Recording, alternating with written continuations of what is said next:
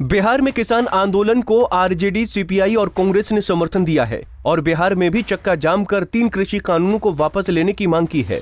हालांकि महागठबंधन के किसान आंदोलन के समर्थन देने पर बिहार के उप मुख्यमंत्री तारकिशोर प्रसाद ने पलटवार किया है। तारकिशोर ने कहा कि चुनाव में हार के बाद केवल चर्चा में बने रहने के लिए आरजेडी किसान आंदोलन का समर्थन कर रही है। उन्होंने दावा किया कि आरजेडी चर्चा में बने रहने के मकसद में भी कामयाब नहीं हुआ है। बिहार में राष्ट्रीय जनता दल के पास कोई मुद्दा ही नहीं है और इसलिए मुद्दा नहीं है कि हम उन सारे चीज़ों पर गौर कर रहे हैं। उन सारी चीज़ें सरकार की प्राथमिकता में है जो इस बिहार के विकास के लिए आवश्यक है। इसलिए उनके पास कोई विकल्प नहीं है, कोई मुद्दा नहीं है।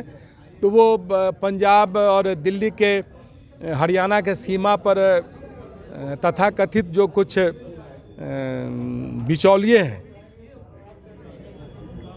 जो उनकी रोजी रोटी खत्म हो रही है, और उस आंदोलन से अपने को जोड़कर बिहार में चर्चा में बने रहने का एक असफल प्रयास कर रहे हैं।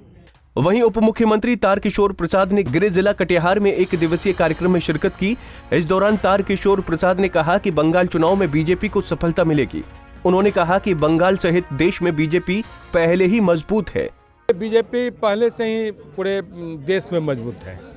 ठीक है, हमारे आने के बाद लोगों का और एक विश्वास जगा है, लेकिन भाजपा पहले से ही बिहार से लेकर पूरे देश में आज मजबूत है, क्योंकि हमारा नेतृत्व मजबूत है। हम नीतियों के प्रति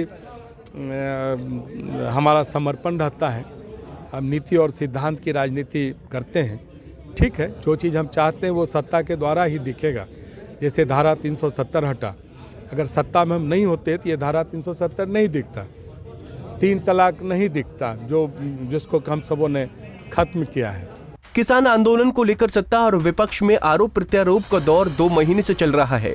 अगर इस आंदोलन को खत्म करना है तो सत्ता, विपक्ष और किसान संगठनों के बीच सुलह का रास्ता निकालना होगा। सरकार और किसान संगठनों को हठ धर्मिता को खत्म कर लचीला रुख अपनाना चाहिए, ताकि किसान भी संतुष्ट होकर देश के विकास में जुट सके। पंजाब केसरी टीवी के लिए कटिहार से रितेश रंजन की रिपोर्ट।